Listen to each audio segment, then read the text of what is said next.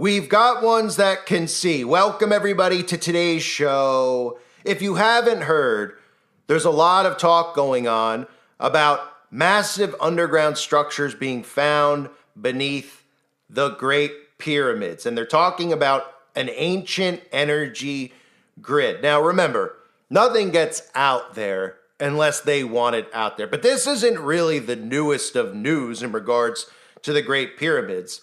But what they're saying they discovered is a vast subterranean complex beneath the Pyramid of Giza, challenging long-held beliefs that the structures were built solely as royal tombs. Now, most people actually realize and should realize that they're not actually royal tombs, but using synthetic SAR tomography, scientists uncovered what appears to be an underground system stretching 2 kilometers beneath all 3 major pyramids. The findings made public through a scientific paper and press release issued on March 15th detail 5 identical multi-level structures connected by geometric passageways near the base of one of the pyramids. Even more striking were the 8 vertical cylindrical wells encircled by spiral pathways descending 648 meters below the surface. These wells ultimately merge into 2 massive cube-shaped chambers, each measuring 80 meters on each side. So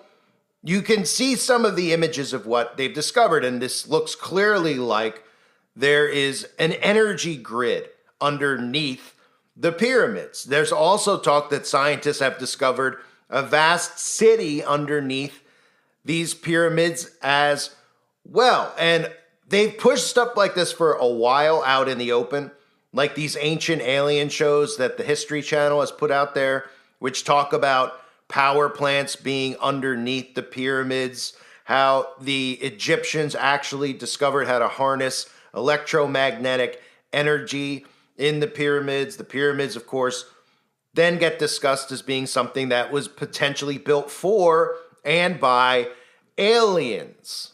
And of course, for anybody out there that doesn't know my take on aliens, of course, I believe fully that aliens are actually demonic entities. Aleister Crowley wrote in his book, today they call them angels and demons, tomorrow they will call them something else. And the image that was drawn in his book of the spirit Lam that Aleister Crowley channeled, of course, is the image, the exact image of what we see today being told to us by our government and by Hollywood is what an alien supposedly looks like. So there's massive structures found underneath the pyramids. They're talking about Nikola Tesla, a lot of people out there. They're talking about free energy, how the Egyptians actually were using the pyramids as giant batteries. And again, if you don't know about free energy and Nikola Tesla discovered that there was free energy up in the atmosphere, and he's able to harness that energy, and we would all be able to access free energy. But obviously that's something that the government would not want because that's something that they use for control. So Nikola Tesla vanished like a fart in the wind. So some of these images are pretty interesting to look at. They look like huge coils underneath the Great Pyramids, and this really has a lot to do with energy harvesting, right? Because they're talking about underground cities, and they're also talking about an electrical grid and how the pyramids were actually used like Tesla coils in a sense. And they're actually able to have electricity back in that time period when, of course, we were told that that didn't exist in that time period. So for anybody out there that doesn't know, I like to lean a little bit towards energy harvesting and actual magic because a lot of this pertains to black magic and energy harvesting, right? So energy harvesting in magic systems. Some magic systems, particularly those in fantasy or science fiction settings, do incorporate the idea of drawing power from the environment or from the magic user's own being. This could involve collecting ambient energy, manipulating existing energy fields, or even drawing power from the user's life force or willpower. Examples include runes that accumulate power from the environment or divine magic where a god pushes magic through their followers. Some systems might even involve harvesting energy from other sources, which is present in every form of life or from the negative rai of a deceased being. Okay, so magic often goes beyond simply collecting and channeling energy. It can involve intricate ritual spells and incantations that are crucial for channeling and shaping the actual energy, the user's intent, belief, and connection to the magic system also play a significant role. Some magic systems might even be based on manipulating the fabric of reality or bending the laws of nature, which goes beyond simply harvesting energy. For anybody out there that doesn't know, Aleister Crowley, which I mentioned earlier about the spirit that he summoned, Lam. Aleister Crowley wrote the Book of the Law, which is the basis of the religion Thelema. He wrote the Book of the Law based on a night that he spent with his wife in the pyramids.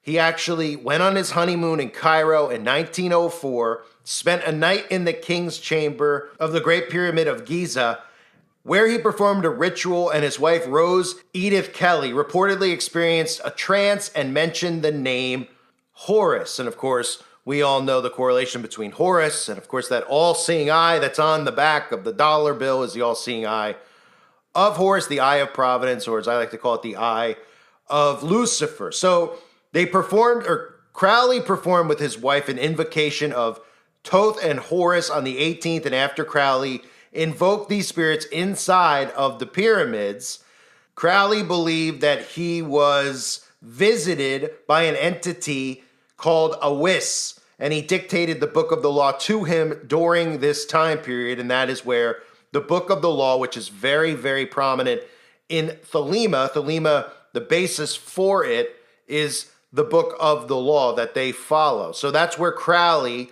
had this invocation, and of course this is done by design, right? Crowley didn't just say, hey, I'd like to go into those pyramids, and nobody seems to know how he even got access to being allowed to go in, because clearly you can't go inside of the pyramids and go spend the night on your honeymoon unless, of course, you're some type of wicked Satanist. And the people who watched the pyramids obviously allowed Aleister Crowley to go into the pyramids to perform this ritual, because a regular person wouldn't be allowed inside. So there's a reason that he had to perform this invocation, this black magic ritual inside of there. And I believe it has to do with the energy harvesting that is done underneath these pyramids. So there's significance with the occult and the pyramids. We obviously know that. We know that the all-seeing eye and the pyramids are the most common thing that we see, right? Them holding their one hand over their eye, the constant pyramids that we are always exposed to in commercials, on the dollar bill.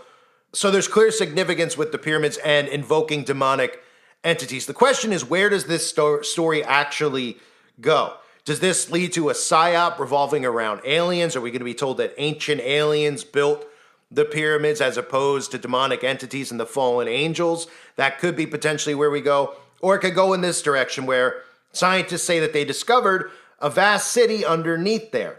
And this, of course, will eventually get dispelled, because they don't want you to think that there's underground temples, underground tombs, or underground cities. But this is from the Daily Mail. Groundbreaking discovery beneath the Egyptian pyramids has taken the world by storm. Italian researchers claim to have uncovered a vast underground city which stretches more than 4,000 feet directly underneath the pyramids of Giza, making them 10 times larger than the pyramids themselves. The bombshell claim, which many experts claim to have already debunked, comes from a study that used radar pulses to create high-resolution images deep into the ground beneath the structures, the same way sonar radar is used to map the depths of the ocean. The paper, which has not been peer-reviewed by independent experts, found 8 vertical cylinder-shaped structures extending more than 2,100 feet below the pyramid, and more unknown structures 4,000 feet deeper. A press release described the findings as groundbreaking, and if true, could rewrite the history of ancient Egypt. However, independent experts have raised serious concerns about the study. Professor Lawrence Conyers, a radar expert at the University of Denver who focuses on archaeology, told the Daily Mail that it is not possible for the technology to penetrate that deeply into the ground, making the idea of an underground city a huge exaggeration.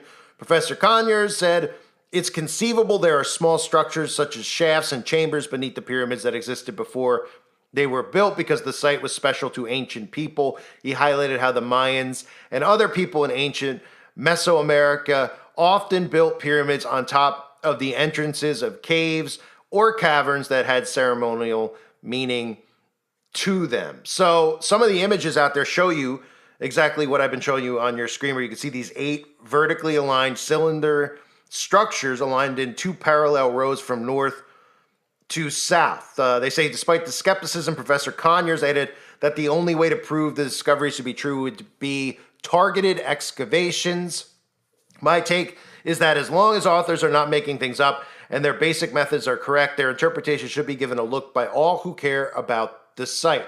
We can quibble about interpretations, and that is called science, but the basic methods need to be solid. So this is something that's obviously gone back and forth. There have been people that have talked about this. Even the History Channel has released things about how these are gigantic energy grids, right? What's really underneath the top of the pyramids? Is there actually, large antenna there that is used to harvest energy and harvest that energy directly underneath those pyramids? Is there a lost civilization? Does this have something to do maybe biblically with the Nephilim and the giants or the Watchers? These are things that obviously will only be speculated about. But remember, they only want information out there that they want out there for a reason. So they could potentially use this and say that ancient aliens actually built this stuff out because humans weren't capable of, actually thinking this up and coming up with these ideas and actually building these pyramids, how we've obviously been told that it's not possible for humans to actually build out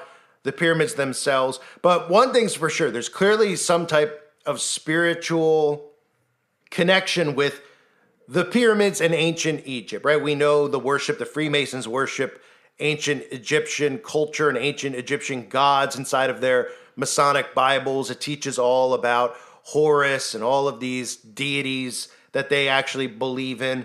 But with Aleister Crowley going to the pyramids and performing this ritual, which led to this religion that is still to this day followed and worshipped, which is Thelema, which many of these celebrities practice. They've read Aleister Crowley's teachings. This is where the mentions of human sacrifice are in Thelema, the Book of the Law, where they talk about a young child, the purification of black magic, and needing a young child for those rituals. So there's clearly something that goes into this spiritually, where he had to go to the pyramids, that they were harvesting energy, and it was enough energy for him to invoke this specific deity, and his wife actually invoking the deity or the demon of Horus, or the presence of Horus, and then receiving communications with these deities and then passing it off, obviously, into what became Thelema and this real, satanic uprising, in a sense, that has occurred since Aleister Crowley was on the scene, right? Since Aleister Crowley, we've seen how it's infiltrated pop culture with the Beatles, with Led Zeppelin, Jimmy Page actually buying Aleister Crowley's home. Okay, so there's clearly something to it from a spiritual aspect that they're not going to reveal, because they're going to lead you towards the alien narrative, if anything at all. So what we're hearing again is that they've used, and of course, what do you think? Somebody all of a sudden tried to just suddenly use tomography, and they just thought of it now, because that's something that's been around for a long period of time. I've obviously covered that with directed energy weapons and a lot of those balloons that they fly over our heads so that they can get a mapping of the Earth's surface. So you don't think that somebody a while ago when this technology was invented said, hey, maybe we should look and see what's under the pyramids, because there's long been rumors of things underneath the pyramids, cities to electrical grids to these cylinders with the Tesla coils on them. Someone just didn't think of it within the last couple of months. And of course, they have to be allowed to do that. And if the governments were obviously protecting the pyramids and didn't want any of these secrets revealed, they wouldn't reveal it to the public. The question is, where does it go from here? Does it just end up getting washed out? Is it just to get people distracted to talking about the pyramids and arguing over aliens and demons and what the pyramids actually mean? Or are they going to use this and say that there was an ancient civilization, right? Because they've had that stuff out there for years. The History Channel has had these ancient alien shows on national television for years, right? So none of this stuff will be out there unless they want it to be out there. They've had this theory of, well, ancient aliens used the Great Pyramids. They built the actual pyramids because humans couldn't build the pyramids, and they harness electromagnetic energy. But they don't talk about the spiritual aspect and how energy harvesting is what these witches and these Satanists do. This is how they invoke spirits and demonic entities. So the story is out there for anybody out there that wants to research it themselves. I wanted to cover it. But don't forget about Aleister Crowley's connection with those pyramids and how really his night inside of those pyramids led to the creation of Thelema and the writings of the Book of the Law, which he claims were from a demonic entity that he summoned that literally read him the Book of the Law as he wrote it out. Much like John in Patmos wrote out the Book of Revelation and had a vision. Well, Aleister Crowley wrote this out after summoning a demonic entity, and this book is followed by many of these Satanists that are in our society that pretend that they're not actually Satanists. They follow the Book of the law. I thank everybody for being here. Hope you're all doing well. God bless you and your families as always.